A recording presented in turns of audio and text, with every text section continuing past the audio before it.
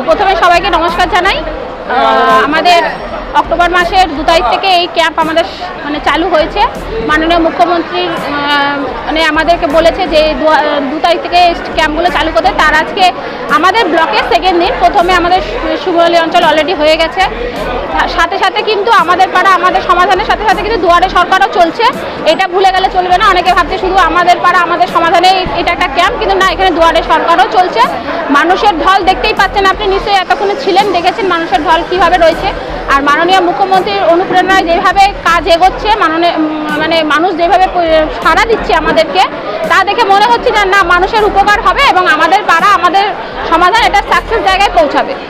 এটা আপনারা দেখেছেন, যতগুলো মুখ্যমন্ত্রী মমতা বন্দ্যোপাধ্যায় যত আশ্বাস দিয়েছে, মানুষ কিন্তু 100-100 সম্পূর্ণ ভাবে পরিপূর্ণতা পেয়েছে। তা মানুষের বাড়ি বাড়ি গিয়ে আমাদের যত সদস্য এবং মামাটি মানুষের সরকারের যত কর্মীরা আছেন, তারা কিন্তু বাড়ি বাড়ি ডোর টু ডোর আমরা ক্যাম্পেইন করেছি, বাড়ি বাড়ি গিয়ে তাদেরকে বুঝিয়েছি এবং মানুষ কিন্তু সেটা পুরোপুরি বুঝেছে যে কিভাবে আমাদের মাননীয় মুখ্যমন্ত্রী আমাদের উন্নয়ন বাড়ির দোরগোড়ায় এনে দিচ্ছে। একটাই হচ্ছে প্রথমত এই যে আমাদের পাড়া আমার সমাধান। আমি সুনন্দা দুর্লভ পান্ডা, পঞ্চায়েত সমিতির সহসভাপতি।